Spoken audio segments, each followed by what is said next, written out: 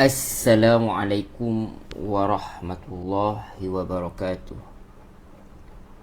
Innal hamdalillah nahmaduhu wa nasta'inuhu wa nastaghfiruh wa na'udzu billahi min syururi anfusina wa min sayyiati a'malina. May yahdihillahu fala mudilla lahu wa may yudlil fala hadiyalah. Asyhadu an la ilaha illallah wahdahu la syarika lah wa asyhadu anna Muhammadan abduhu wa rasuluh. Qala Allah Ta'ala ba'da a'udzu billahi minasyaitonir rajim. Ya ayyuhalladzina amanu taqullaha haqqa tuqatih wa la tamutunna illa wa antum muslimun. Rabbi shrah li sadri wa yassir li amri wahlul 'uqdatam min lisani yafqahu qawli. Amma ba'd. Alhamdulillah summa alhamdulillah biiznillah, dengan dengan izin Allah Subhanahu wa taala kita dapat bersama-sama sekali lagi, alhamdulillah, dalam pertemuan kita, dalam perbincangan kita untuk kita memperbincangkan ayat-ayat yang terdapat dalam Al-Quran. Alhamdulillah. Sebenarnya tidak ada kekuatan, tidak ada sebarang daya kekuatan melainkan kekuatan yang datang daripada Allah Subhanahu wa taala. Hatta kita nak membuka kelopak mata kita pun kita tak mampu membuka dia tanpa kekuatan daripada Allah Subhanahu wa taala. Itulah betapa kerdilnya manusia ni. Kita tidak ada sebarang jasa kepada agama ni, melainkan kalau apa ibadah yang kita buat ni semuanya adalah rahmat Allah SWT, kesiannya Allah SWT ni. Allah bagi kita peluang untuk beribadah kepada dia. Itu baiknya Allah SWT, rahmatnya Allah SWT. Jadi tidak ada apa yang nak kita banggakan dengan amalan kita yang sedikit ni. Sepatutnya kita bersyukur kepada Allah Subhanahu wa taala sudi memilih kita untuk menjadi hamba dia, untuk menjadi hamba dia yang taat kepada dia. Itu sebenarnya yang sepatutnya kita rasa dalam diri kita. Bukan kita rasa berjasa kepada Allah Subhanahu wa taala, bukan kita rasa berjasa kepada agama ni. Sebaliknya kita sepatutnya merasakan bahawa letak dalam diri kita rasa syukur kepada Allah Subhanahu wa taala kerana memberi kita hidayah, taufik dan hidayah kepada kita. Sebab tu kita dalam surah Al-Fatihah tu kan ada segala puji bagi Allah SWT, dan antara kita minta ialah kita minta Allah SWT bagi kita hidayah. Dan kerana hidayah itu kita rasa sangat bersyukur kepada Allah SWT. Kita berada, kerana dengan harapan kita berada dalam keadaan lurus di mana kita ada Al-Quran, maka kita boleh mendapat petunjuk daripada Al-Quran itu. Itu dia sebenarnya, kita sangat syukur kepada Allah SWT. Okey, sebelum itu apa khabar tuan-tuan, puan-puan, muslimin, muslimat yang dirahmati Allah Subhanahu wa taala. Semoga sentiasa berada dalam keadaan yang sihat sejahtera, sentiasa dirahmati oleh Allah Subhanahu wa taala, sentiasa dilindungi oleh Allah Subhanahu wa taala. Kita juga sangat bersyukur kepada Allah Subhanahu wa taala. Alhamdulillah, Allah Subhanahu wa taala beri kita kekuatan, dan mudah-mudahan Allah SWT mengangkat segala wabak penyakit. Setengah-setengah negeri pun kita lihat ada penurunan kes. Kita bersyukur kepada Allah SWT. Mudah-mudahan Allah terus mengangkat wabak ni terus daripada negeri kita, negara kita ini, dan juga seluruh dunia, insya-Allah. Amin ya rabbal alamin. Okey, tayyib. Sebelum ni kita dah bincangkan, alhamdulillah kita dah bincang sampai ayat 140, di mana Allah SWT menyeru kepada kita supaya apa? Supaya segera memohon ampun kepada Allah SWT. Itu dia. Jangan bertangguh-tangguh. Kemudian Allah SWT offer kepada kita Allah offer kepada kita, tawarkan kepada kita syurga yang luas dia seluas langit dan bumi. Kemudian Allah bagi tahu siapa yang akan dapat syurga ini. Orang yang dan kampunan Allah ni, siapa dia? Orang yang berinfak di waktu lapang dan senang, di waktu lapang dan sempit. Orang yang tahan kemarahan. Itu dia. Dan juga orang yang maafkan kesalahan lain. Itu dia. Itu satu offer yang sangat menarik oleh Allah SWT. Dan dia pula ada juga orang yang buat dosa, dia zalimi diri dia sendiri, Allah kata, kemudian dia minta ampun, dia juga berpeluang untuk mendapat syurga Allah SWT. Itu rahmatnya Allah SWT. Kemudian Allah bagi tahu bahawa sungguh telah berlalu sunnah-sunnah Allah. Apa sunnatullah tu di mana adanya azab Allah SWT kepada orang yang mendahaka kepada dia. Maka Allah suruh kita berjalan di muka bumi Allah SWT ni untuk melihat perkara-perkara tersebut, untuk mengambil pengajaran. Dan Allah bagi tahu bahawa Quran ini sebenarnya satu keterangan yang jelas dan bagi petunjuk kepada orang yang beriman. Itu dia. Untuk semua. Dan siapa yang benar-benar mengikutnya, maka dia telah lulus ujian lah, sebab Allah nak bezakan di antara orang yang benar-benar beriman atau tidak dengan Al-Quran itu sendiri. Kemudian Allah beritahu kepada orang-orang yang terlibat dalam perang Uhud, iaitu itu Rasulullah dan para sahabat, supaya tidak berasa sedih dengan kekalahan yang mereka dapati. Kerana itulah sunnatullah perjuangan. Ada masanya kita berada di atas, ada masanya kita berada di bawah. Itu dia. So Allah bagi tahu, kalau kamu dapat cedera di perang Uhud tu, luka di perang Uhud, ternyata sebelumnya kalian pun dah menang. Mereka juga mendapat kecederaan, bahkan yang sama atau bahkan lebih lagi. Di mana pemimpin-pemimpin mereka ramai yang terkorban pun.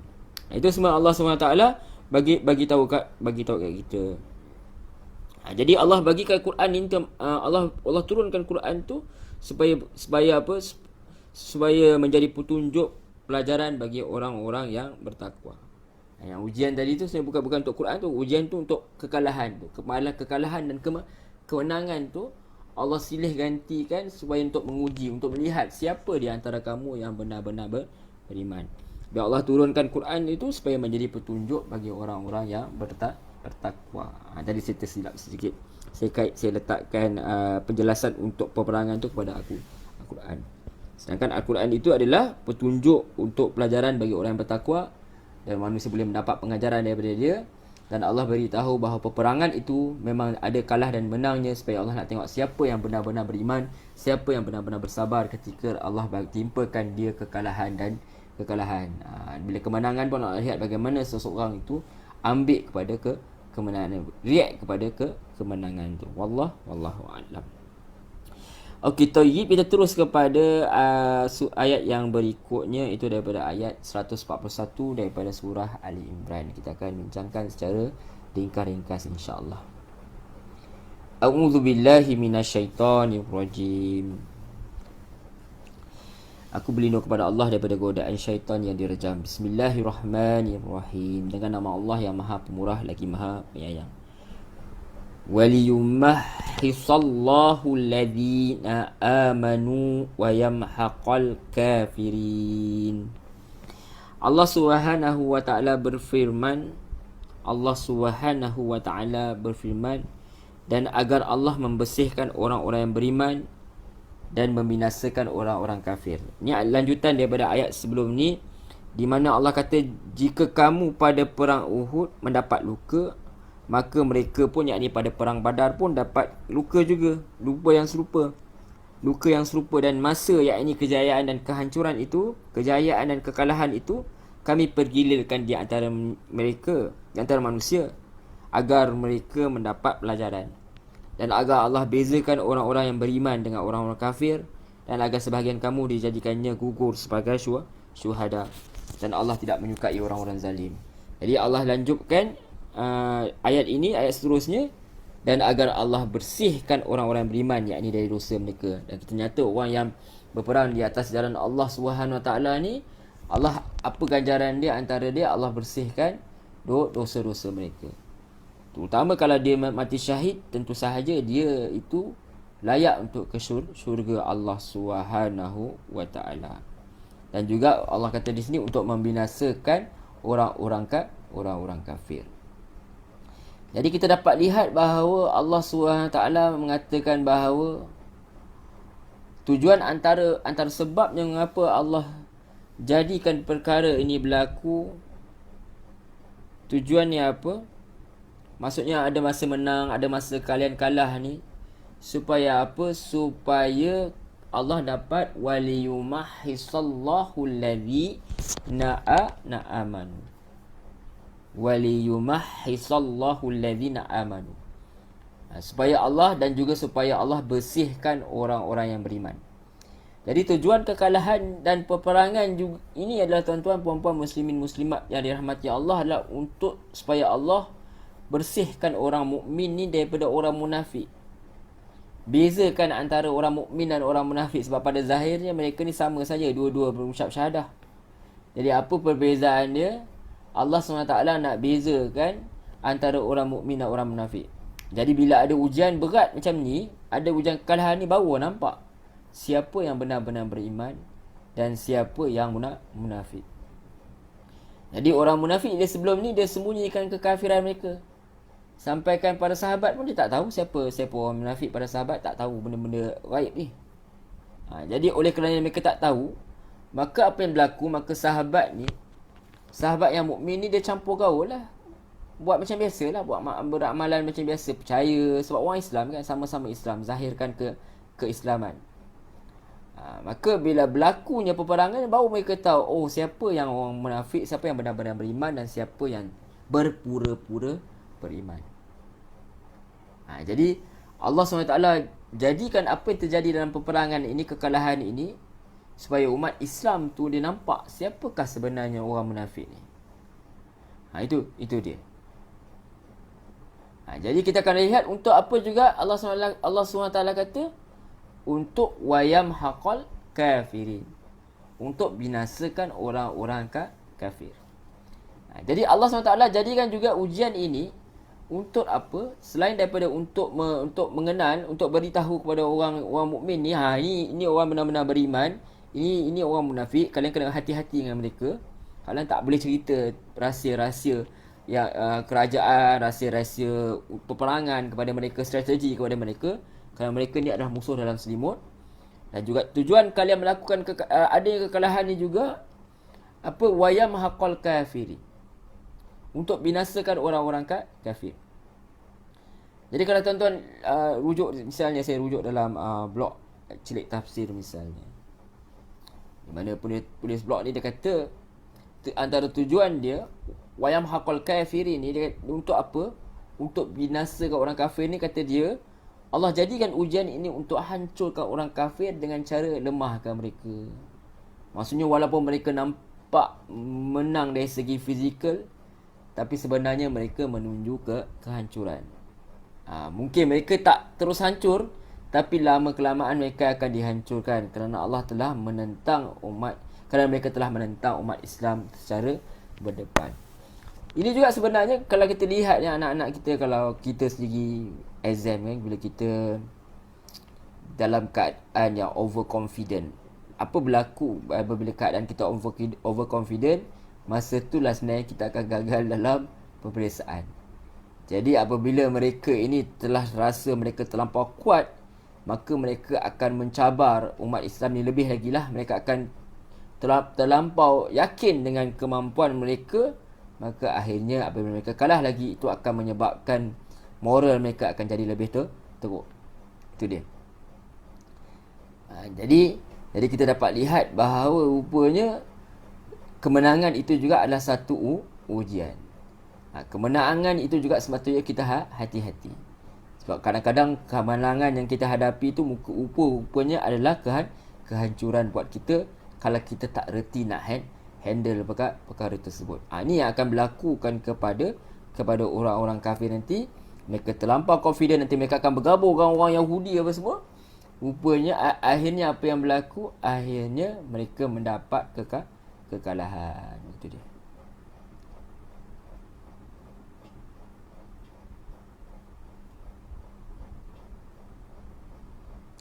Okey, kita teruskan. Kemudian Allah SWT lanjutkan firman dia ayat 142. Am hasibatum tadkhulul jannata walamma ya'lamillahu alladhina najahadu walamma ya'lamillahu alladhina jahadu minkum wa ya'lamas sabirin. Kemudian Allah SWT berfirman pula, Allah kata, adakah kamu sangka kamu akan masuk syurga padahal belum lagi nyata kepada Allah orang-orang yang berjihad di antara kamu, dan belum nyata lagi wujudnya orang-orang yang sabar, yakni tabah, cekal hati dalam perjuangan. Jadi Allah kata, am hasibatum an tadkhulul jannah, adakah kamu sangka kamu akan masuk syurga dengan mudah saja, tanpa ada usaha, tanpa ada ikhtiar, tanpa ada jihad, tanpa susah payah? Yang kalau kita lihat, kita kata kenapa Allah uji kita dengan COVID dan sebagainya. Kita katakan, adakah kita akan dibiarkan oleh Allah bagi kita saja? Betul lagi kadang-kadang kita lalai kita buat perkara-perkara yang maksiat kepada Allah SWT. So kadang-kadang Allah datangkan ujian-ujian ini supaya mengingatkan kita, supaya kita kembali kepada Allah SWT, supaya kita tak teruslah lalai hanyut kita dibuai mimpi kita, hanyut kita dengan maksiat kita kepada Allah SWT. Jadi setelah Allah menjelaskan beberapa perkara tentang perang Uhud, dan sekarang Allah nak bagi tahu prinsip umum yang berkaitan dengan perjuangan meraih syurga ni.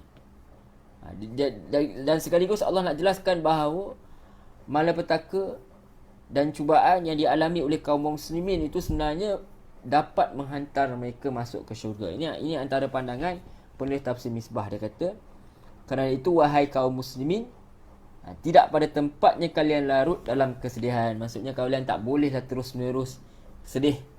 Tak wajar juga kamu kehilangan semangat atau melemah.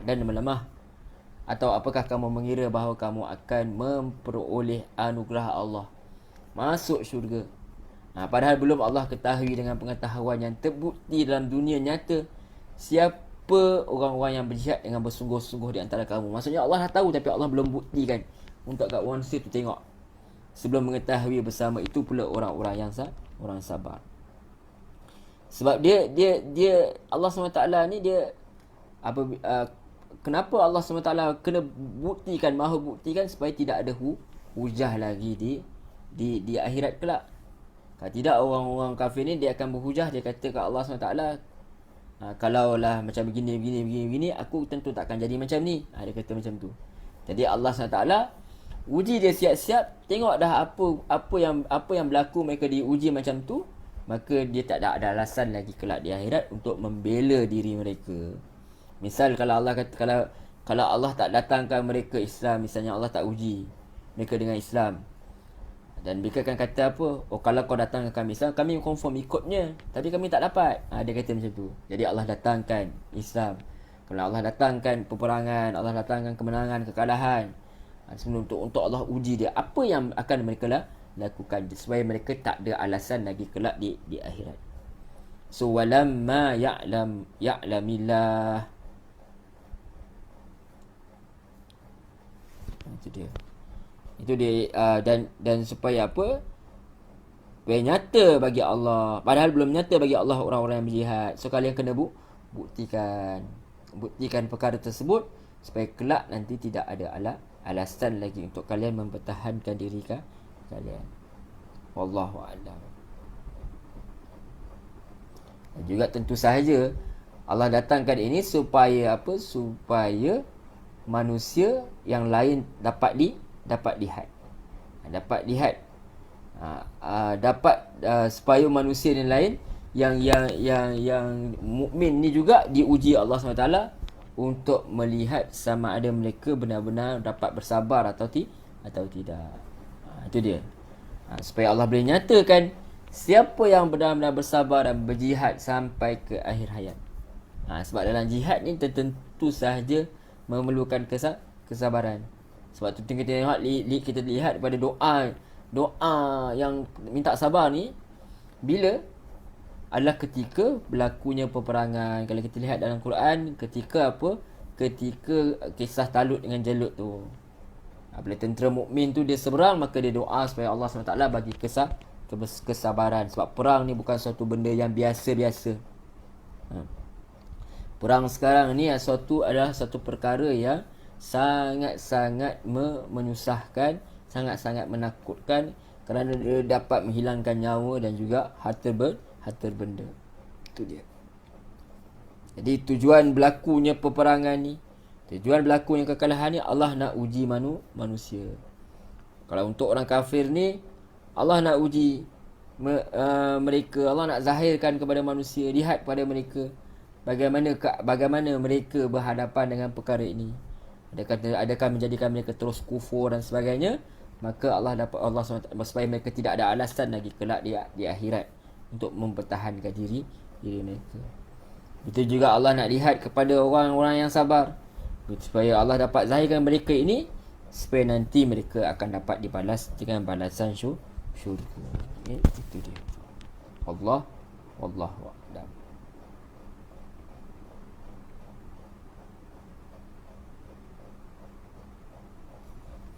Kemudian seterusnya ayat 143. وَلَقَدْ كُنْتُمْ تَمَنَّوْنَ الْمَوْتَ مِنْ قَبْلِ أَنْ تَلْقَوْهُ فَقَدْ رَأَيْتُمُوهُ وَأَنْتُمْ تَنْظُرُونَ. Maaf kan. Kemudian Allah SWT melanjutkan,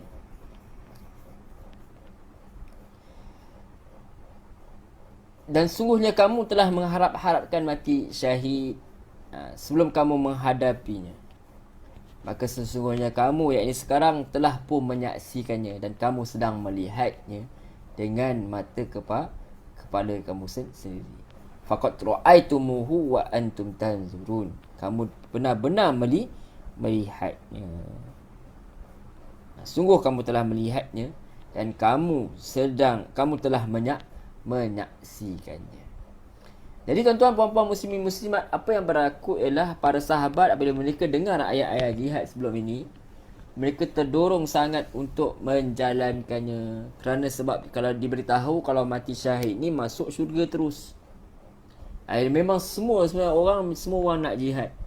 Tetapi masa hendak mengamalkannya, ada yang akan menghadapi masalah. Masa tu akan ada keberatan, kerana jiwa tidak suka kepada kesusahan. Dan itu yang berlaku. Jadi bahkan sebelum ni mereka mengharapkan, mereka bercita-cita untuk mati syahid. Sebab mereka tahu masuk syurga ni, kalau mati syahid ni boleh masuk syurga terus. Tapi hakikatnya itu sekadar teori sebelum betul-betul diuji. Itu sebelum mereka menghadapi kematian.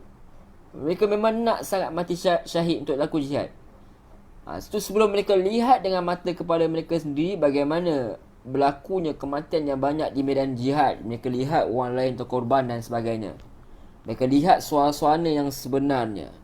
Dan ketika itu ada terdetik di antara mereka sudah rasa takut untuk mati, takut untuk berjihad. Maka Allah ingatkan, sekarang kamu dah nampak mati syahid itu di hadapan mata. Sedangkan kalian sebelum ni mahukan perkara ini. Maka Allah ingatkan, kerana sebab ada umat Islam yang terkejut. Dia terkejut dalam keadaan suasana perang tu. Maka Allah SWT ceritakan perkara ini. Sedangkan perkara yang kalian nampak sekarang ni, sebenarnya memang kalian yang inginkan. Jadi Allah ingat, kalau seorang untuk berniat untuk jihad misalnya, untuk buat sesuatu yang besar, maka dia betul-betul kena bulatkan hati dia. Sebab kalau dia tak bulatkan hati dia yang betul-betul, maka pasti dia akan merasai perkara ini. Rasa takut. Terutama kalau yang terlibat dalam perang tu adalah orang-orang yang masih muda misalnya. Kita tahu pun dalam perang Uhud, kalau ikut sirah, yang semangat itu, yang betul-betul ketika nak pergi dan semangat ketika itu adalah orang-orang muda, di mana mereka hendak keluar. daripada perang daripada Uhud daripada Madinah tu untuk pergi berperang. Betapa berkorban itu semangat tersebut. Maka Allah SWT ingatkan mereka ni kembalilah. Sepatutnya kalian tak rasa takut, kalian tak sepatutnya hilang harapan, putus harapan. Sebab apa? Kalian sendiri sebenarnya yang memang menginginkan perkara ini. Wallahu a'lam. Sebab tu sebenarnya tidak ada masalah. Sebenarnya memang kita kena ada bercita-cita untuk syahid. Tetapi Allah Nabi SAW juga bersifat realistik. Bukan bermaksudnya bercita-cita syahid tu kita mengharapkan supaya negara kita tidak menjadi aman dan sebagainya. Sebab Allah SWT, Nabi SAW sendiri, dia telah cerita dalam satu hadis di mana maksud dia telah menceritakan kepada kami, Abu Salih Mahbub bin Musa telah habarkan kepada kami, Abu Ishaq Al-Fazari dari Musa bin Uqbah dari Salim Abu An-Nadir, mantan budak hamba ini Umar bin Ubadah bin Ma'mar, dan dia dahulu adalah pembantunya. Dia berkata Abdullah bin Abu Awfa telah menulis surat kepadanya ketika dia keluar kepada Al-Hajuriyah bahawa Rasulullah SAW pada beberapa hari ketika bertemu dengan musuh, beliau berkata, wahai manusia, janganlah kalian berharap bertemu dengan musuh dan mohonlah keselamatan kepada Allah Ta'ala. Apabila kalian telah bertemu dengan mereka, maka bersabarlah dan ketahuilah bahawa syurga di bawah naungan pedang. Kemudian beliau berdoa, ya Allah yang menurunkan Al-Quran, yang menjalankan awan dan yang mengalahkan kelompok-kelompok musuh, kalahkan mereka, menangkan kami atas mereka. Kita dapat lihat bahawa sebab sebelum ni ketika umat Islam ni ditindas, mereka sangat mengharapkan supaya berlakunya mereka boleh dibenarkan untuk berperang. Tapi ketika itu tidak dibenarkan berperang. Sebab mereka ketika itu masih sikit, terutama kalau ketika mereka berada di Mekah, mereka tidak dibenarkan untuk berperang. Maka apabila sebab Allah kata kalau diizinkan nanti kalian nanti akan berpaling pula, kalian nanti akan tak berani pula untuk berperang. Dan tentu saja di Madinah juga begitu.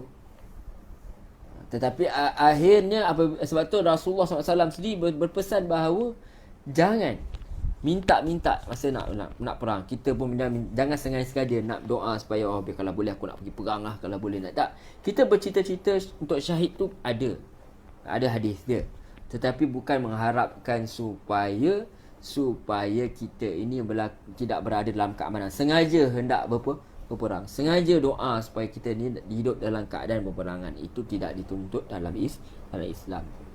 Cumanya apabila berlaku, maka kita perlu bercita-cita kepada syahid. Itu tidak boleh lari daripada perkara tersebut dan kena bersabar seperti mana yang dikatakan oleh Rasulullah sallallahu alaihi wasallam, selari dengan apa yang dikatakan dengan Al-Quran. Wallahu a'lam.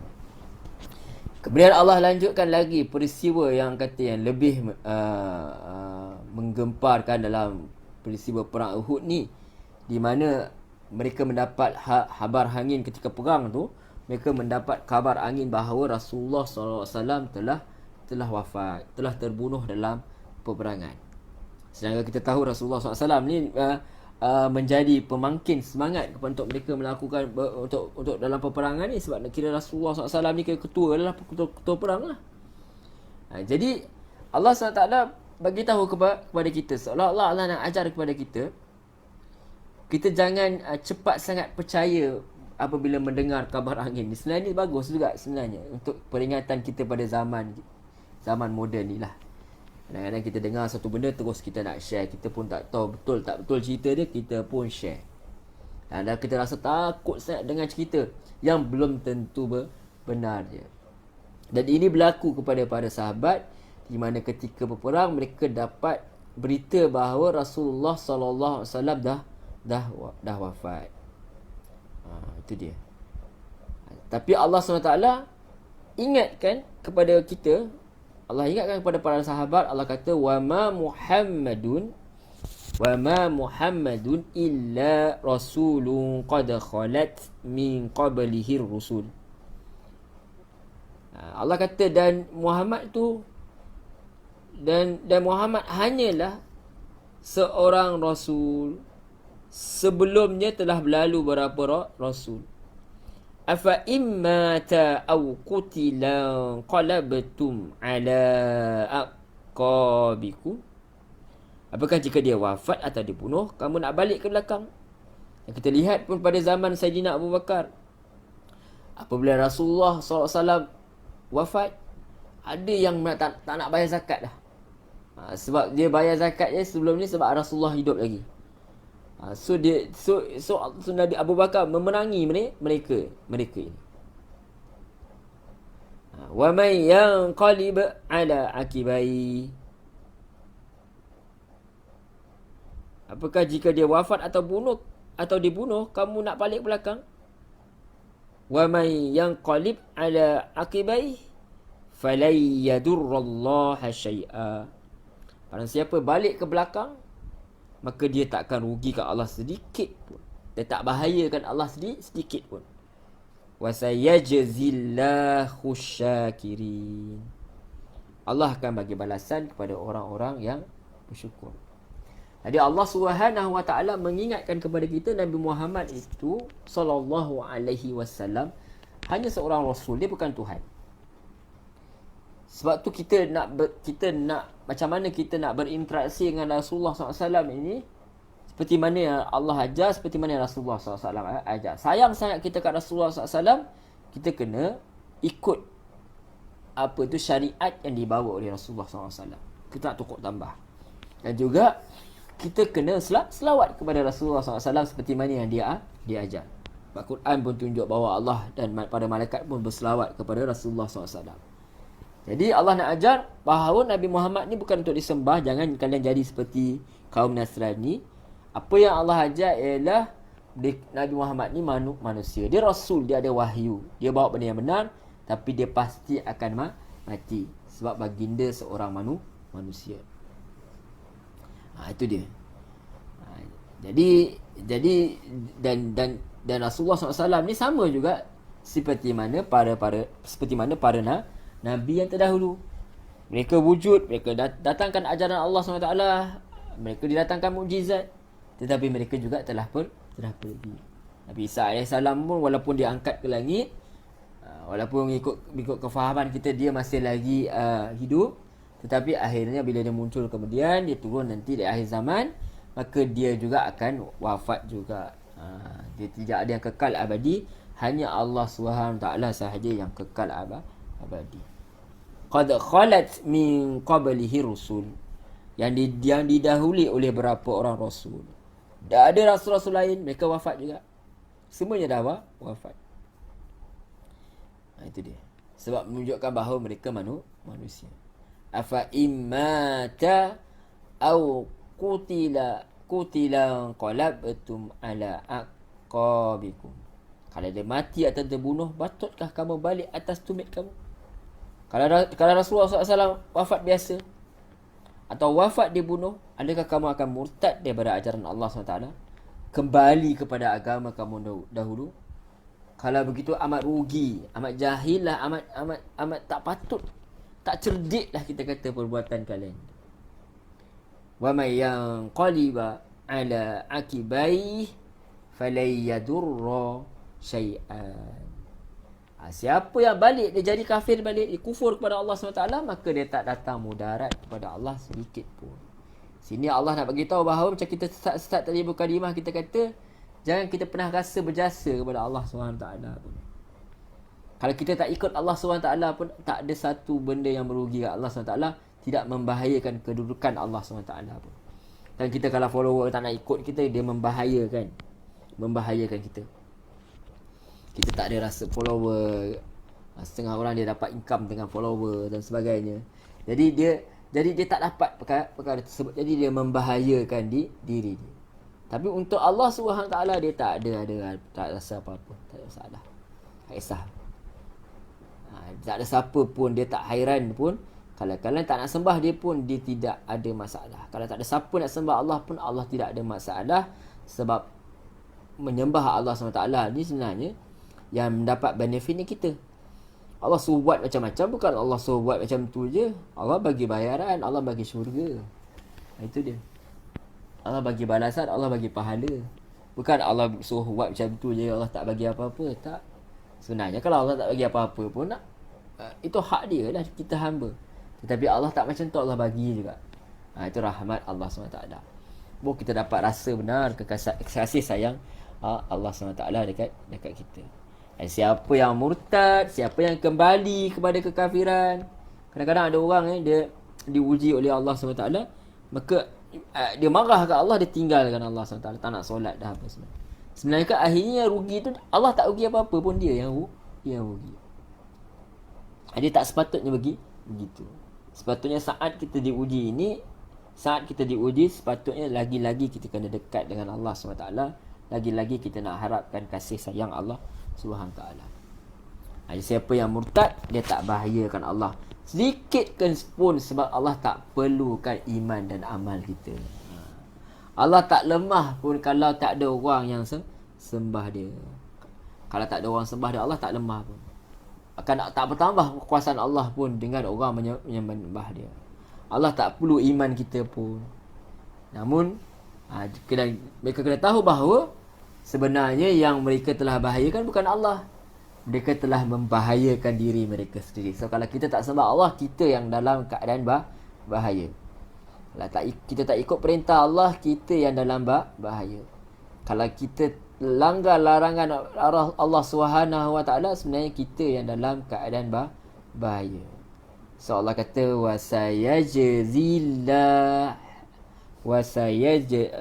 sekejap ya tuan-tuan, minta maaf.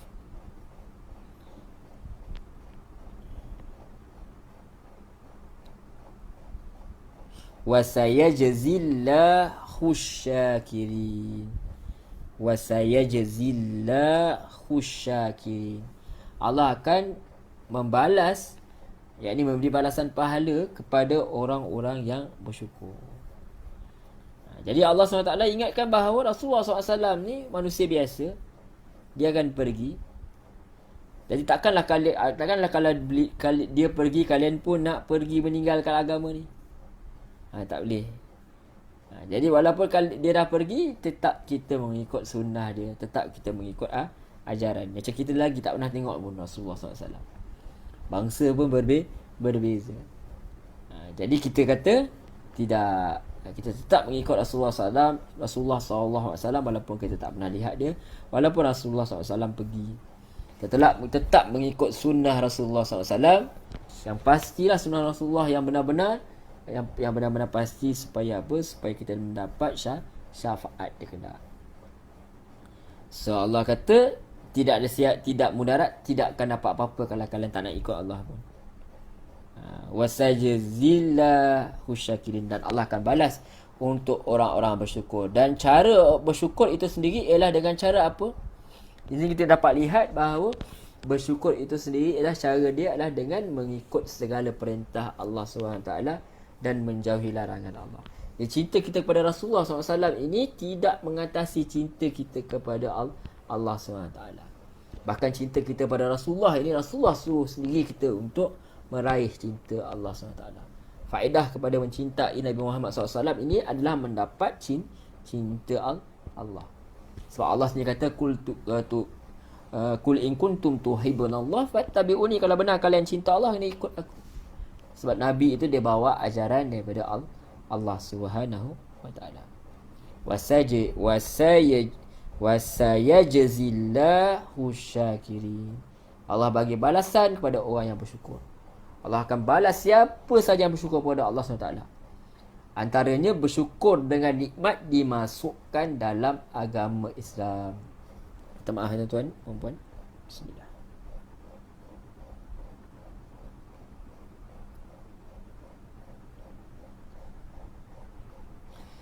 Okay, Allah akan balas siapa saja yang syukur kepada Allah SWT.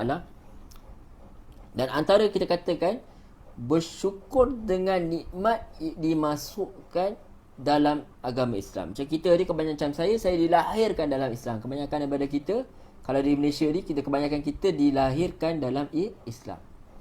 Ini nikmat yang tidak ada tandingan. Itu dia. Jadi kita dapat lihat bahawa kenapa datangnya ayat ini, dikatakan tersebar berita bahawa Rasulullah SAW dah wafat dalam perang Uhud. Jadi ini menyebabkan keadaan menjadi sedikit, barangkali keadaan menjadi huru-hara lah kot. Mungkin dah ada orang rasa hilang semangat dan sebagainya. Wallahu a'lam. Maka didatangkan ayat ini sebagai peringatan kepada umat Islam. Bagaimana keadaan sebenarnya, wallahu a'lam, tuan-tuan kena rujuk kepada yang lebih pakar lah. Tetapi itu setakat ini kita nak tahu bahawa ayat ini mengingatkan kita bahawa walaupun Rasulullah SAW telah wafat, maka tetaplah kita berpegang dengan amalan, dengan apa yang diajar itu selama-lamanya, selagi mana hayat dikandung badan.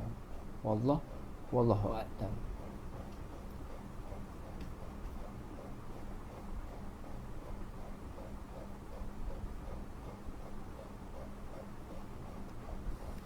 Okey,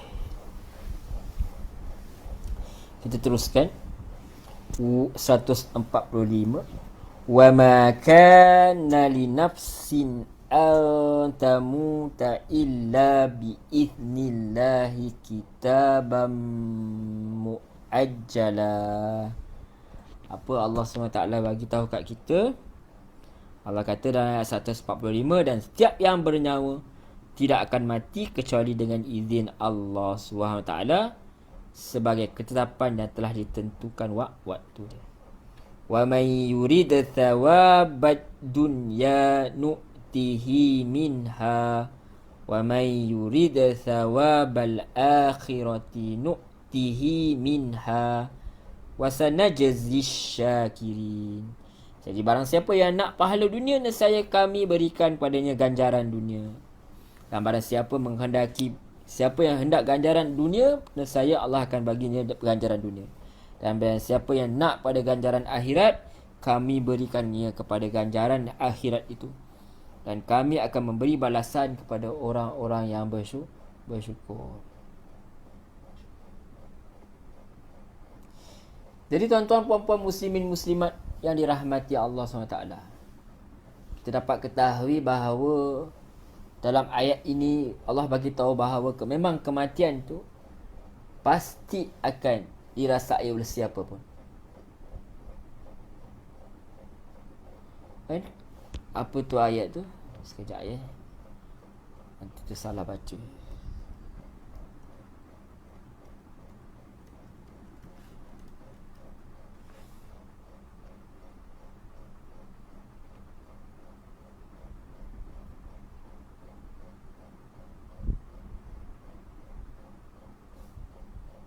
Allah SWT nyatakan dalam surah Ali Imran juga, dan ayat 185 nanti Allah kata kullu nafsin dha'iqatul maut.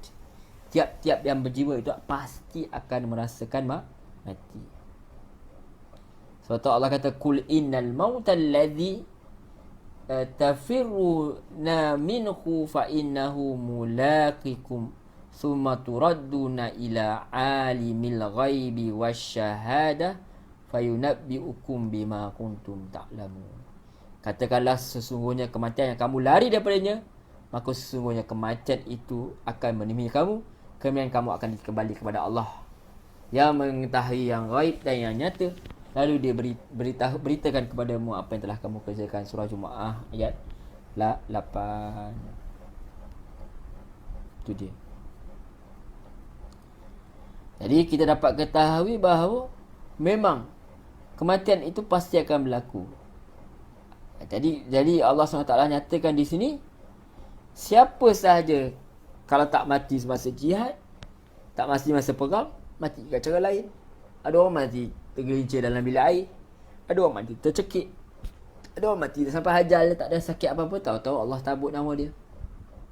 Jadi kita tak, yang sebenarnya patut kita fikirkan ialah bagaimana, bukan risau bila lah aku nak mati, kok dua orang nak mati saja.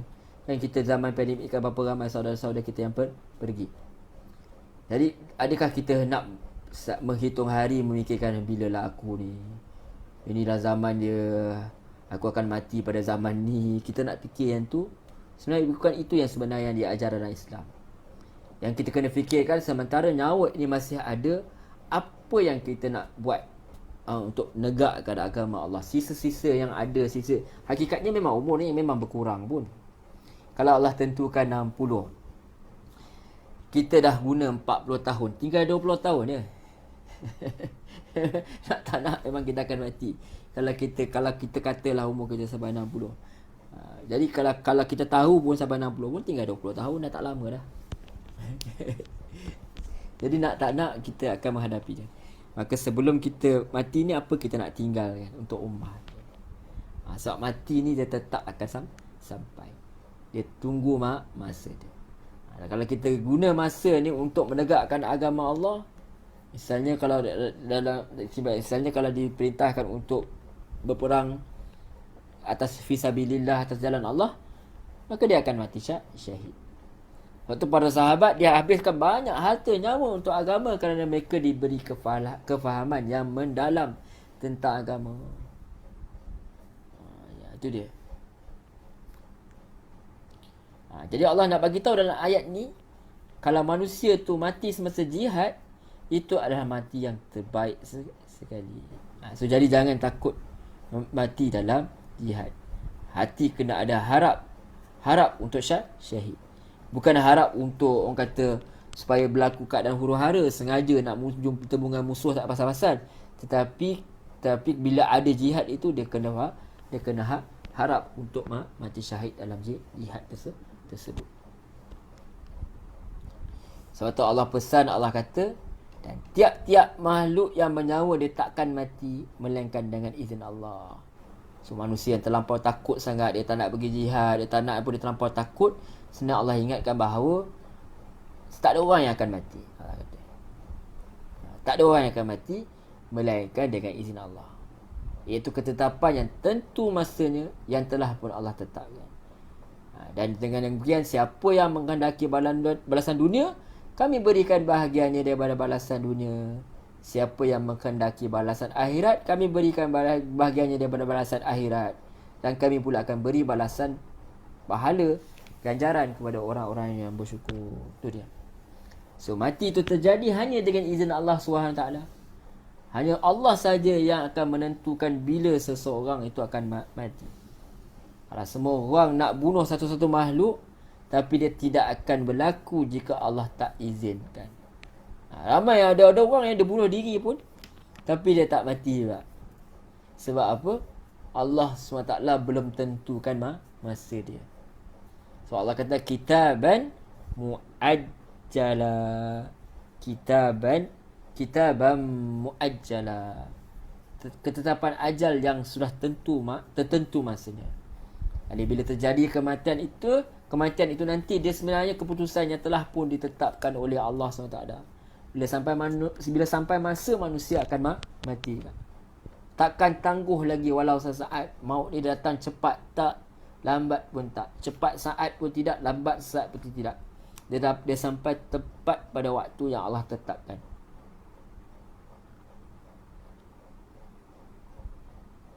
Kadang-kadang berlaku kita pergi melawat orang yang sakit nazak. Tiba-tiba orang yang nazak tu dia sihat je. Orang yang melawat tu yang meninggal pun ada juga. Balik dah penat-penat jalan apa tu, tiba-tiba dapat cerita dah dia dah meninggal dah. Itu dia. Tak semestinya orang yang atas katil tu dia akan meninggal dulu. Kadang-kadang orang yang sihat-sihat tiba-tiba Allah tentukan dia yang meninggal.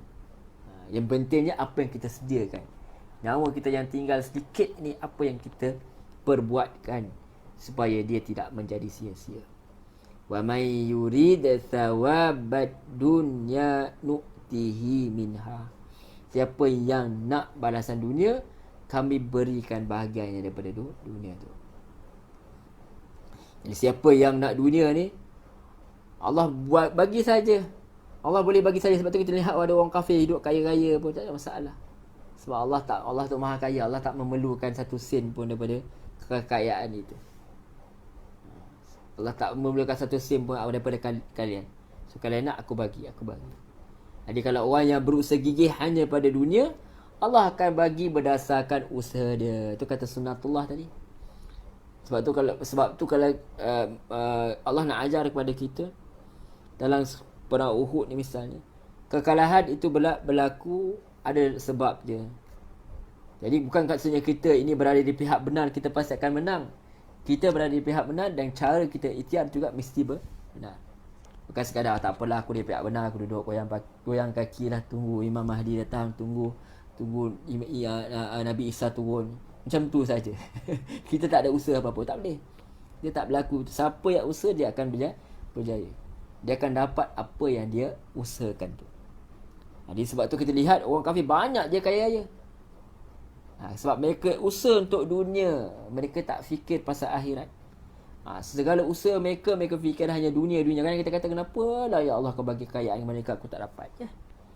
Allah bagi sesuatu yang orang tu nak. Sampai kadang-kadang selalunya biasanya berlaku, orang tu nak dapatkan dunia, dia tak kira halal haram dah. Apa sahaja teknik dia gunakan. Maka Allah bagi kekayaan kepada mereka. Tapi Allah kata, wa may yuridi thawabal akhirah nu'tihi minha. Siapa yang nak balasan akhirat, kami akan berikan balasan akhirat. Siapa yang nak pulangan akhirat, Allah akan bagi juga. Tentu saja juga berdasarkan usaha dan juga amal untuk mendapat pulangan di akhirat. Fikiran orang ni hanya fikir tentang akhirat. Ini paling bagus. Kerana untuk difikirkan untuk menjadi kaya itu belum tentu. Bukan semua orang boleh capai kekayaan. Kadang-kadang kita berangan je lah nak jadi kaya. Tetapi belum tentu. Tetapi akhirat itu pasti akan ditemui oleh sesiapa pun. Itu. Jadi kita beramal atas apa perkara yang pasti. Kenapa duk fikir sekarang sangat pasal dunia ni? Yang patut difikirkan ialah akhirat. Sebab dunia ini belum pasti kita dapat. Bukan semua orang boleh dapat jadi Perdana Menteri kan. Ada orang nak jadi Perdana Menteri lama dah tapi tak jadi. Dia sebab bukan semua boleh dapat. Tapi akhirat pasti boleh dikecapi oleh siapa sahaja yang mahu. Wasanajzil syakirin. Dan kami bagi balasan pahala kepada orang-orang yang bersyukur. Allah akan bagi balasan tambahan kepada mereka yang pandai bersyukur atas nikmat Allah SWT. Maknanya kita ada pilihan. Sama ada kita nak dunia sahaja atau hendak akhirat sekali. Allah suka kepada mereka yang mahu kepada akhirat. Allah. Jangan kita ni hanya fikir dunia. Celik mata kita fikir dunia. Celik mata kita fikir dunia. Sedangkan celik mata Nabi ajar kita kata alhamdulillahillazi ahyana ba'da mautaha wa ilaihin nusyur kan. Apa tu? Allah kata Nabi ajar kita doa alhamdulillahillazi ahyana ba'da ma'amatana wa ilaihin nusyur. Segala syukur bagi Allah SWT yang telah menghidupkan kita setelah kita mati, dan kepada dia kita akan kembali. Bangun-bangun pagi dah ingat akhirat dah. Dah ingat tentang kematian. Syukur kita ini sebab apa? Sebab kita ini masih diberi peluang untuk beribadah kepada Allah SWT. Masih ada peluang untuk memperbanyakkan saham kita di akhirat kelak. Tapi kita ingatkan diri kita, nanti aku akan kembali juga. Macam mana pun aku akan kembali. Aku syukur Allah bagi aku masa lagi. Apa aku nak buat hari ni? Kita umat Islam sepatutnya celik mata. Kita syukur kepada Allah SWT. Kita fikir apa aku nak berbakti untuk ummah. Apa aku nak buat untuk menambahkan sahab aku kelak di akhirat. Ini bukan maksudnya kita tolak dunia, tak. Tetapi apabila kita buat sesuatu, kita ikhtiar itu, kita aim dia untuk dapat akhirat. InsyaAllah kita jaga Allah SWT ni, insyaAllah kita akan dapat juga apa bahagian di dunia ni. Jadi itu kena ambil. Bukan maksud kita tak kerja, tak buat apa, bukan. Sebab bekerja itu juga sebenarnya adalah untuk mencari saham kita di akhirat pula. Dengan cara apa kita mendapat pekerjaan, itulah cara kita dapat duit. Kita boleh sedekah, kita boleh pergi haji, kita boleh bayar zakat, kita boleh tolong orang susah, boleh bagi nafkah ke anak isteri. Jadi boleh berinfak atas jalan Allah SWT. Jadi kita tak tinggalkan dunia ni, tapi tujuan kita mendapatkan dunia ini untuk apa? Untuk mendapatkan akhirat. So dunia ini sebagai alat. Kita cari kekayaan sebanyak boleh supaya kita boleh beribadah kepada Allah Subhanahu Wa Taala, supaya kita boleh membuat amalan-amalan yang Allah SWT sendiri suruh, iaitu infak, sedekah, tolong orang dan sebagainya. Wallahu a'lam. Kalau kita sediakan prasarana, kita ada duit banyak, kita sediakan prasarana yang bagus untuk orang belajar dan sebagainya, pahala kita akan dapat berjalan terus. Amal jariah yang kita sediakan atas jalan Allah, kita tolong orang, bina perpustakaan dan sebagainya, orang dapat ilmu, so pahala kita jalan walaupun kita telah mati nanti. Baik. Terus ayat 146. Wa ka'ayyin min nabiyyin qatala ma'ahu ribbiyuna katsir fama wahanu lima asabahum fi sabilillah wa ma dha'ufu wa mastakanu wallahu yuhibbus sabirin. Jadi Allah SWT memperingatkan kepada kita. Allah SWT berfirman, dan berapa banyak daripada Nabi-Nabi dahulu telah perang dengan disertai oleh ramai orang yang taat kepada Allah SWT. Maka mereka tidak merasa lemah semangat akan apa yang telah menimpa mereka pada jalan Allah. Dan mereka juga tidak lemah tenaga mereka, dan tidak pula mahu tunduk, yakni kepada musuh. Jadi ingatlah Allah sentiasa mengasihi orang-orang yang sabar. Jadi Allah ingatkan kepada kita, Allah ingat kepada Rasulullah SAW dan para sahabat, Allah ingat kepada orang mukmin, berapa banyak sebenarnya Nabi dahulu yang berjuang bersama mereka, penyokong mereka. Ya, ramai yang berhubungan dengan Allah, sebab tu mereka digelar sebagai Rabbaniyun. Mereka itu semua berjuang untuk menegakkan agama Allah SWT. Jadi Nabi mereka dah tugaskan untuk menegak agama Allah, dan mereka bantu Nabi-Nabi mereka. Kita lihat kan dalam surah Yasin, mana orang ni berlari, orang ni datang bergegas daripada hujung kota nak bertahankan risalah yang para Nabi ni bawa, sehingga nyawa dia terkorban. Mereka ni tak larikan diri, kata Allah. Mereka tak peluk tubuh. Mereka tak seperti orang munafik yang tinggalkan medan peperangan yang berlaku pada perang Uhud. Mereka tak macam tu. Dan mereka itu tak rasa lemah semangat atas musibah yang menimpa mereka. Fama wama dha'ufu fama wahanu lima asabahum fi sabilillah wama dha'ufu wamastakanu. Mereka ni tak rasa lemah semangat atas musibah yang menimpa mereka ketika mereka berjuang di jalan Allah. Musibah, kesusahan bagi mereka perkara biasa. Kerana perjuangan itu adalah ujian, sebab mereka tahu kesenangan juga adalah ujian. Bahkan kadang-kadang kesenangan itu ujiannya lagi getil lagi. Kalau sudah dinamakan ujian, tentu saja perkaranya bukan mudah. Kata dia tak panggil ujian dah. Ujian ni susah. So mereka terima segala kesusahan dan ujian yang Allah beri kepada mereka. Itu dia. Ini juga sebagai yang kata semangatlah kepada kita. Kadang-kadang terceramah, kita tak dapat sambutan, maka kalau tak dapat sambutan, okey lagi. Dan dapat penentangan pula, orang tak puas hati pula. Kalau zaman kita jangan main-main, salah cakap nanti kena saman. Dan macam-macam orang kata kesusahan-kesusahan yang boleh berlaku. Tapi kita minta Allah SWT lindung kita. Kita minta supaya Allah SWT rahmati, lindungi orang-orang yang berjuang atas jalan Allah Subhanahu wa ta'ala. Jadi tak boleh yang kata berputus asa semata-mata kerana ujian. Bukan kita minta ujian, kita tak minta, tetapi apabila datang, tidak boleh rasa lemah, tak boleh berpaling. Sebab tu pada Nabi mereka dulu sampainya ajaran Islam ni, sebab mereka ini tidak pernah mengaku kalah. Kan Islam ni diwarisi daripada awal daripada Nabi Adam sampailah kepada Nabi, sampailah ke akhir zaman. Semua adalah kesinambungan ajaran itu. Dan tidak ada satu Nabi pun yang merasa lemah. Untuk apa? Dalam agama ni. Walaupun peringkat awal kalau kita lihat dalam kisah Nabi Yunus. Tapi Nabi Yunus telah ditegur oleh Allah SWT, maka Allah SWT terima, dia kembali kepada Allah SWT, dan dikatakan dikembali kepada kaum dia. Allah.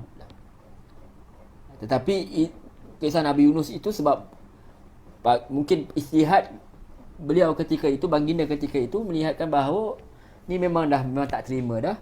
Dah tak terima dah, maka ni sampai masanya nak diterima bala dan sebagainya. Mungkin ketika itu Nabi Yunus ingat memang mereka tidak, bahkan sebenarnya datang pun dah bala kepada umat Nabi Yunus sebab menentang Nabi Yunus AS. Tetapi mereka bertaubat. Itu dia. Jadi itu kesalahan, bukan orang kata bukan menunjukkan bahawa Nabi Yunus itu lemah, bukan, tidak sama sekali. Tetapi itu ijtihad dia ketika itu, dia ingat ke kaum dia memang tak nak terima dah. Itu lain. Okay. Tapi tak pernah pun sebenarnya pada Nabi ini merasa lemah. Dengan nak tinggalkan ajaran, nak tinggalkan kaum begitu sahaja. Kita pun tak tahu berapa lama sebenarnya Nabi Yunus dah berdakwah kepada kaum dia sampai ke risalah. Tubuh badan mereka tak berasa lemah semasa berjuang. Mereka tak mengadu sakit badan, mereka tak jadi hendak pergi perang, tak ada. Mereka tak kata tiba-tiba demam ke kena asma ke apa, tak. Mereka tak rasa penat nak lihat dengan keluarga saja, anak isteri saja, tak. Wa mastakan, dan mereka boleh tak mau tunduk. Tak sekali-kali tunduk pada orang kafir. Maksud mereka tak biar orang kafir ni buat apa saja. Kalau dibiar saja, orang kafir dia akan jadi lebih zalim. Sebab mereka sudah rasa kalau mereka buat apa-apa saja mereka tak dapat kesan, maka mereka tak boleh dibiarkan saja. Orang mukmin dia tak takut dengan ancaman daripada orang kafir. Kerana apa yang lebih takut ialah ancaman daripada Allah SWT. Tidak seperti sekarang kita ni kan, kita sama benda kena hati-hati. Nak tegur mereka pun kita takut. Nanti mereka tak nak bisnes pula dengan kita. Kita nak tegur kuasa besar pun kita takut. Dalam masyarakat kita pula, kalau kita tegur orang lebih-lebih sekarang, kena pulau nanti. Paling teruk sekarang ni bukan pulau, orang saman lagi lah. Orang guna undang-undang pula dan sebagainya. Jadi nak tak nak macam mana pun, kalau kita lihat kesalahan tu, perlu ditegur lah. Perlu tertegur sekadar kemampuan. Kalau dibiarkan sahaja, maka akan melarat. Jadi umat tak tahu apa sepatutnya yang patut dia lakukan. Wallahu yuhibbu sabirin. Dan Allah tu sentiasa kasih orang-orang yang sabar. Allah sangat suka, Allah sangat sayang kepada hamba yang ada sifat sabar. Sebab sabar tu sangat penting. Sabar ni hanya ada pada orang yang reda kepada ketentuan Allah. Tu Nabi kata sabar tu pada hentaman yang pertama. Jadi ini bagi mereka yang sedar sebab apa? Bahawa diri ini hanya hamba Allah SWT. Tuhan tu kan Rabb kita, Tuhan kita. Tuhan tu kan Tuhan kita. Dia master, kita ni slave. Jadi dia boleh buat apa saja yang dia nak. Kita tak layak nak soalkan apa yang Allah SWT lakukan. Jadi apa yang perlu buat ialah sabar itu, yang paling utama ialah apabila ditimpa musibah tu, kita tetap taat dalam menjalankan perintah Allah SWT. Itu dia. Dan juga dalam keadaan biasa sekalipun, sabar itu ialah yang paling utama, ialah sabar dalam ketaatan. Sebab nak taat ni, apatah lagi setelah ditimpa dengan musibah, memerlukan kesabaran yang sangat tinggi. Kita bayangkan macam sekarang musim pandemik, misalnya kita dah lama tak lagi solat, nak start balik tu pun bercinta juga nak bangun subuh tu. Bangun subuh nak start balik kereta ke, nak start balik motor ni pagi-pagi ni. Itu untuk orang-orang yang lemah iman macam saya ni, banyak jugalah. Susah jugalah orang kata kan nak start balik. Jadi dia bukan suatu perkara yang senang. Dan macam mana nak buat? Kena minta kekuatan daripada Allah. La hawla wala quwwata illa billah. Tidak ada sebarang daya kekuatan melainkan daripada Allah SWT. Saya ni pun nak buat minggu-minggu ni pun, kalau tak ada kekuatan Allah SWT, bukan Allah, mana nak macam nak buat. Ilmu pun bukan kata banyak sangat, sekadar berkongsi-kongsi supaya kita tahulah kata ayat Quran. Sentuh ni sebenarnya untuk saya revise sendirilah, untuk saya revise balik. Oh, ayat Quran kata macam ni, saya teringat balik, oh ada ayat Quran, oh macam ni cakap ni. Jadi untuk ingatkan diri sendiri, itu yang paling utama. Bila kita bercakap ni, kita ingat balik, oh bila jumpa ayat ni, oh macam ni. Itu dia, itu tujuan dia. Sebab tu insyaAllah bulan Disember ni kita nak buat special lah sikit kan, hujung-hujung tahun ni mungkin nak buat tiap-tiap hari insyaAllah. Kalau tak dapat pun katalah buat tiap-tiap hari, at least hampir setiap hari lah kan. Kita cuma angan-angan nak buat, tapi mungkin tak berlaku. Kalau tak dapat tiap-tiap hari pun dapat 14 hari pun jadilah kata kan. InsyaAllah, mudah-mudahan Allah mudahkan. Lepas tu dah balik tahun depan tu, kita dah ada urusan lain semula. Banyak urusan lain tu kita buatlah tiap-tiap minggu insyaAllah, mana kita mampu. Okey.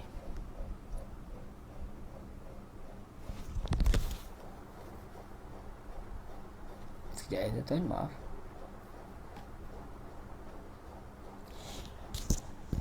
Jadi kita kata tadi bahawa sabar tu dia perlu ketaatan. Jadi nak taat dia perlu kesabaran yang tinggi, sebab dia bukan mudah. Dia memerlukan pengorbanan dan dia ada ranjau dia sepanjang jalan. Itu dia. Dan kita minta Allah bagi kita kekuatan.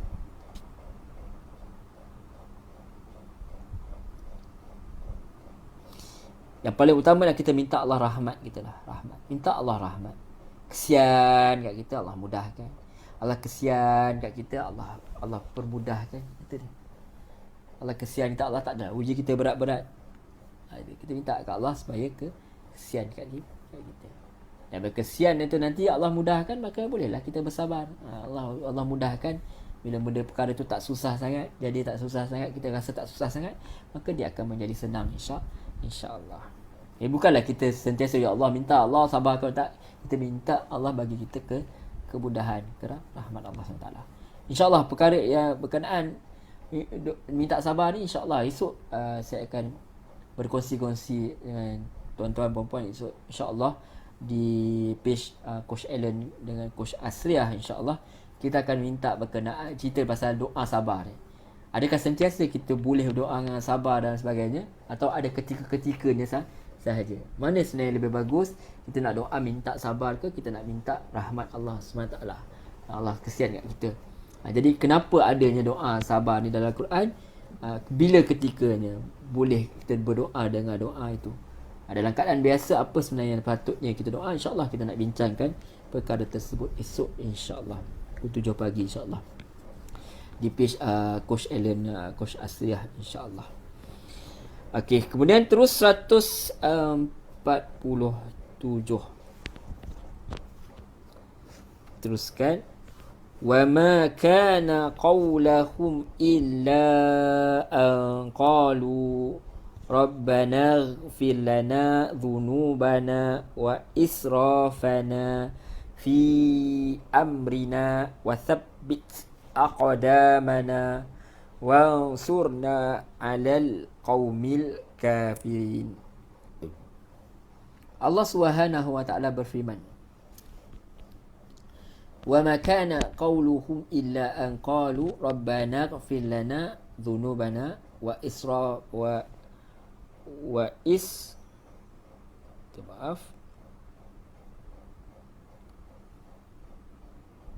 wa ma kana qawluhum illa an qalu rabbana ighfir lana dhunubana wa israfana fi amrina wasabbit aqdamana wansurna 'alal qaumil kafirin.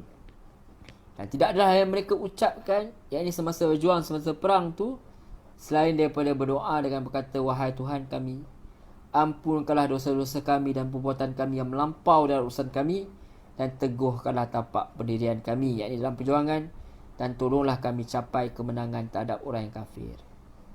Jadi Allah ajar kita apa yang doa nak lafaz semasa nak jihad ni.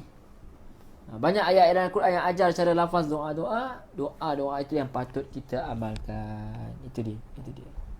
Itu yang paling afdal. Kita nak buat doa yang Nabi ajar, yang Quran ajar, yang Nabi ajar. Itu yang paling afdal.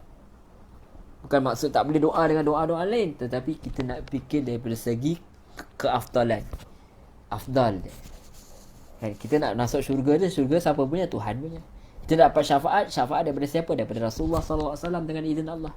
So, kita nak cinta, tanda kita cinta kepada Allah dan Rasul, kita amalkan doa yang mereka ajar.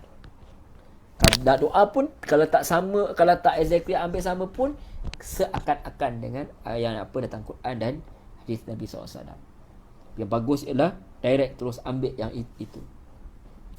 Apa Allah ajar? Allah ajar mereka ini bila dalam perang, mereka dalam jihad, dalam berjuang, mereka doa Rabbana ighfir lana dhunubana. Rabbana ighfir lana dhunubana. Wahai Tuhan kami, ampuni dosa kami. Ini tutup dosa kami dan apa kesalahan yang telah kami lakukan. Tak nak manusia macam mana pun dia tak lari daripada lakukan dosa. Sebab tu dalam keadaan orang kata, kau pun jahat nak buat baik apa. Tidak. Doa ini sendiri menunjukkan bahawa orang yang buat kebaikan, yang berjihad pun bukan sempurna. Sebab tu dia minta Rabbana ighfir lana dhunubana. Ya Allah, ampun dosa-dosa kami. Bukan sekadar ampun ya Allah, tapi tutup supaya aib ini tidak diketahui orang. So mereka minta diampunkan dosa walaupun mereka sedang melakukan jihad fi sabilillah. Sebab kerana dosa adalah perkara yang akan menyebabkan kesusahan pada kita. Kerana dosa lah yang akan masukkan kita dalam neraka.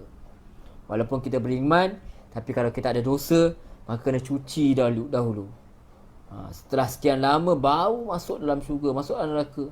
Kemudian masuk dalam, baru nak masuk syurga. Takkan kita tak takut kan? Sebab tu Nabi ajar kita naik kereta pun minta ampun kepada Allah SWT. Nabi ajar kita.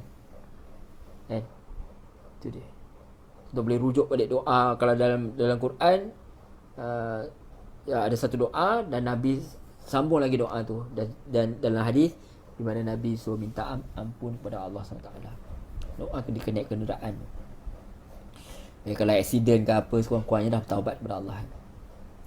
Hari ni adab kita dalam doa, kita first kena minta mohon ampun atas dosa kita dulu. Lepas tu baru nak minta perkara-perkara lain tu, mintalah. Tapi yang penting, ya Allah ampun dosa aku. Ya Allah ampun dosa. Ini dosa sikit main banyak, main pergi terus minta je. Taklah, bagi mohon ampun kepada Allah. Bagi Allah kesian. Sayang kat kita dulu. Dosa juga kadang-kadang, kalau kan kena dalam hadis Nabi kan, orang yang makan yang haram, pakai yang haram. Jadi dia menyebabkan antara sebab doa tu tidak diterima oleh Allah SWT. Jadi sebelum minta apa-apa, nak kena mohon, kena minta ampun. Sebab banyak mana pun dosa kita, kalau Allah ampunkan, kita kurang dosa, maka lancarlah urusan doa kita kepada Allah SWT. Kemudian apa lagi yang Allah ajar mereka ni doa apa? Allah nyatakan kepada kita, wa israfana fi amrina, dan perbuatan kami yang melampau dalam urusan kami. Jadi tutup kesalahan kami mana yang kami dah melampaui batas. Sebagai manusia ni, ada yang buat terlebih daripada sepatutnya. Kadang-kadang kita buat sesuatu yang baik, tapi tanpa kita sedari, kita buat benda yang tak patut. Dalam konteks peperangan, mungkin ada benda yang tak patut buat, atau benda yang tak patut cakap. Contohnya cakap besar ke, sombong, sebagainya. Itu kita minta Allah SWT ampun. Tutup kes supaya tak malu. Kadang-kadang dalam ayat mungkin mereka terlebih sepatutnya dipancurnya kepala, mungkin terbuat lebih ke. Mungkin kalau kata misalnya dah pancur tu, sepak pula ke baik mayat tu sekali kan, lepas marah. Misal. Jadi itu semua perkara-perkara yang melampau dalam urusan kami. Kadang-kadang kita buat dengan anak-anak, kadang kita terlebih marah dan sebagainya. Jadi kita kena mohon ampun kepada Allah SWT. Tentu saja ini konteks peperangan lah. Wasabbit aqdamana, dan teguhkanlah tapak berdirian kami. Jadi teguhkan kaki kami dalam peperangan ni, jangan sampai kami takut pula, sampai nak lari. Sebab peperangan ni macam mana pun sangat menakutkan siapa saja.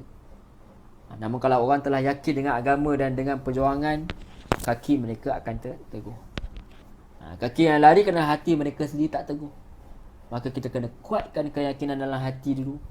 Dan ini pula tentu sahaja kita perlukan pertolongan daripada Allah SWT untuk tetap pendirian kita. Kalau setakat kita nak harapkan kemampuan diri, tak cukup kuat. Kita tak cukup kuat. So memang benar-benar nak kena mengharapkan kekuasaan daripada Allah SWT. Itu sahaja yang boleh kita lakukan. Nak harapkan kemampuan sendiri tak adalah. Nak bangun pun, nak buka mata pun Allah cinta. Itulah kita. Saya tak kata kat orang lain, saya kata kat diri saya. Itulah saya. Bangun ya Allah. Bukan mudah. Tapi kita minta pertolongan daripada Allah SWT. Dan zaman kita diuji dengan COVID-19, lagi-lagi kadang-kadang kita fikir, kenapa kita terpaksa rasa zaman ni, kita kata macam tu. Alang terfikir terdetik.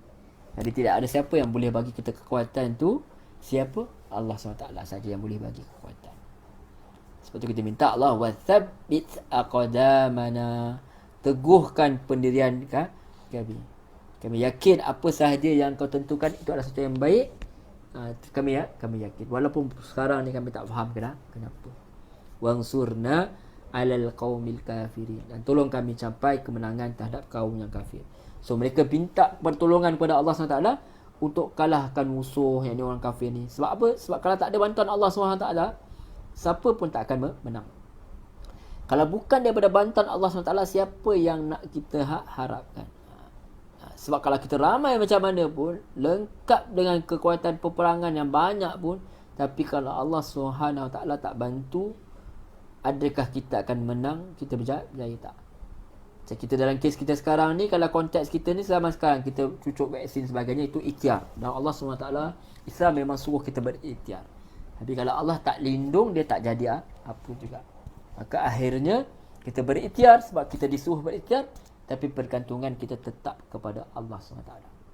Sebab tu jangan pernah lupa untuk minta pertolongan Allah kepada Allah SWT. Terutama dalam keadaan yang mereka ini dalam menghadapi peperangan ni, tidak ada siapa yang boleh bantu, melainkan pertolongan Allah SWT.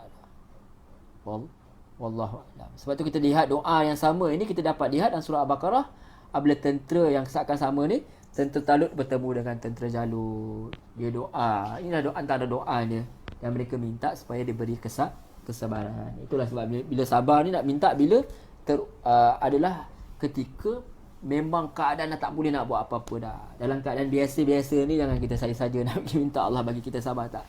Jadi yang penting ialah kita minta Allah bagi kita rahmat. Tapi dalam keadaan memang tak boleh, kita lihat dalam peperangan, misalnya, dan kita lihat ada dirakamkan doa minta sabar ni ketika Firaun, ahli sihir tu, mereka hendak disalib. Ketika itu mereka minta supaya Allah bagi mereka kesabaran, sebab memang tak ada jalan untuk lari dah. Yang nak minta ialah kesabaran supaya tidak kembali kepada kekafiran. Tiba-tiba merayu pula kepada Firaun untuk kembali kepada kekafiran. Walaupun dalam sudut fiqah ni ada perbincangan-perbincangan yang lain, tetapi kita dapat lihat bahawa orang-orang maksudnya mereka boleh sahaja kalau mereka nak zahirkan kekufuran. Mereka nak berpura-pura je kufur tapi hati mereka beriman, tetapi mereka memilih untuk mati syahid. Itulah. Kalau kita lihat bercerita pasal ahli sihir tu, mereka rasa nak menangis juga. Mereka datang dalam keadaan kufur kepada Allah SWT. Mereka lihat kebenaran, mereka kembali kepada Allah SWT. Siapa sangka Allah boleh bagi hidayah kepada siapa sahaja. Allah. Dan mereka minta kesabaran kerana mereka tahu ketika itu tak ada jalan lain. Kalau tidak, mereka akan kembali kepada kufuran. Akhirnya mereka akan tunduk, terpaksa berpura-pura sepanjang hayat. Itu bukan apa yang mereka mahu. Mereka rela untuk mati ketika itu. Untuk orang yang telah merasai hulatul iman, apa itu, kemanisan iman itu sendiri. Wallahu a'lam. Okay, ayat terakhir insya-Allah. Fa'atahumullahu thawabad dunya wa husna thawabil akhirah. Wallahu yuhibbul muhsinin. Jadi Allah SWT berfirman, maksud dia maka Allah memberi mereka pahala di dunia. Allah bagi dia ganjaran. Allah datangkan mereka pahala di dunia dan pahala yang baik di akhirat. Dan Allah mencintai orang-orang yang buat kebaikan. Jadi Allah bagi kelebihan kepada mereka yang berjihad atas jalan Allah, kemudian mereka doa dengan doa ini. Jadi Allah bagi mereka di dunia. Walaupun mungkin mereka tak kaya raya, tapi mereka puas dengan apa yang Allah berikan. Ada orang cukup macam-macam pun masih tak rasa cukup lagi, masih rasa fikir lagi, tidur masih tak lena lagi. Tapi ada orang biasa-biasa aja harta dia, tapi dia rasa puas, tidur dia nyenyak, hati dia gembira dengan anak-anak dan sebagainya, dengan anak isteri dengan suami dan sebagainya, dia rasa gembira. So Allah bagi dia di dunia sedikit tetapi mencukupi. Itu dia, kecukupan. Kecukupan itu yang menyebabkan manusia dia rasa bahagia. Bukan banyak tetapi tak bahagia, tetapi sedikit tetapi mencukupi, ini mendatangkan kebahagiaan. Itu Allah bagi kepada mereka ini. Wa husna sawabil akhirah, dan juga pahala akhirat yang sebaik-baiknya. Mereka akan dapat balasan yang lebih baik. Balasan akhiratnya tentu sangat-sangat jauh baiknya, sangat-sangat baik daripada apa yang kita boleh dapat di dunia. Sebab tu kita kena pentingkan akhirat. Dunia tidak dilupakan. Quran sendiri ingatkan bahawa dunia itu ada bahagian untuk kita, tetapi kena lebihkan akhirat. Dan tentu saja apa saja benda dunia ini juga sebenarnya niat kita itu mestilah sebab nak dapat kebaikan di akhirat. Kahwin kerana apa? Nak mengelakkan zina kerana Allah SWT. Nak ada anak-anak supaya boleh sambung perjuangan untuk sebarkan ajaran Islam. Nak ada duit supaya boleh bersedekah dan sebagainya. Boleh makan angin lihat kebesaran Allah SWT dan sebagainya. Dan semua itu mesti diniatkan kepada Allah SWT. Walaupun dengan berkaitan dunia sekalipun. Wallahu yuhibbul muhsinin. Dan Allah sentiasa kasih kepada orang-orang yang buat kebaikan. Allah amat suka. Allah sayang kepada orang yang memiliki hati yang baik. Sebab tu Nabi kata orang yang masuk syurga ni orang yang ada hati burung kan, hati dia lembut, hati dia baik. Orang yang masuk neraka ni orang yang ganas, orang yang jahat. Jadi Allah suka pada mereka yang hati ikhlas. Bahkan orang yang melihat kiamat nanti orang yang memang jahat, orang yang minta maaf, yang berzina terang-terangan di jalanan. Allah, kalau tak silap hadis Nabi yang ada mengatakan perkara tersebut, dia bukan orang yang baik. Jadi Allah suka kepada orang yang muslimin, Allah tak suka kepada orang yang mufsidin, orang yang buat kerosakan. Allah suka orang yang buat kebaikan, yang sentiasa memperbaiki diri mereka. Kita sedar, mesti sedar macam saya berbanyak kelemahan, tapi kita nak baiki diri. Baiki diri, tambah ilmu, kita tambah amalan. Banyak benda yang kita kena buat untuk memperbaiki. Jangan kita duduk sibuk orang lain, kita sibuk pada diri kita dulu. Kalau semua orang sibukkan diri dia sendiri, maka kuranglah kerja orang lain kan. Tak perlulah orang nak tegur kita sangat, sebab kita dah baiki diri kita. Maka kena sematkan dalam diri kita ni supaya mesti fikir nak buat kebaikan. So celik mata dia, alhamdulillahillazi ahyana ba'dama amatana wa ilaihi nusyur. Segala puji Allah, kau telah hidupkan aku daripada mati dan kepada kau lah aku kembali. So kita celik mata, kita fikir apa aku nak buat hari ni untuk ummah, apa aku nak buat hari ni untuk kebaikan, apa kekurangan yang aku nak perbaiki dalam diri aku. Itu sepatutnya yang setiap umat Islam perlu ada. Wallahu a'lam. Jadi Allah SWT ceritakan kepada kita, hari ini kita dah bincangkan berkenaan dengan bagaimana seseorang itu mengharapkan posisi mati syahid, tapi apabila berlaku rupanya perkara yang berlaku itu bukan semudah yang disangkakan. So setiap perkara itu kita kena bersedialah untuk menghadapi apa saja. Mesti betul-betul berazam, bukan separuh-separuh. Itu dia. Dan Allah bagi tahu macam mana pun peperangan, pergi perang ke tak pergi perang, tetap akan mati. Dan manusia itu tidak akan mati melainkan dengan izin Allah SWT. Ini menunjukkan supaya kita jangan putus asa dengan rahmat Allah SWT. Sebab berapa ramai pun Nabi pun dah berperang sebelum ini. Para Nabi dah perang dengan umat-umat dia, menyokong mereka, dan mereka tidak pernah ada putus harapan, dan mereka doa dengan doa yang kita telah baca tadi, supaya Allah bagi kekuatan. Itu juga kita tak boleh putus asa dengan rahmat Allah SWT. dan kita kena minta, kita kena percaya bahawa apa pun kematian itu pasti, tapi kita berusaha, kita patuhi SOP dan sebagainya, itu ikhtiar kita.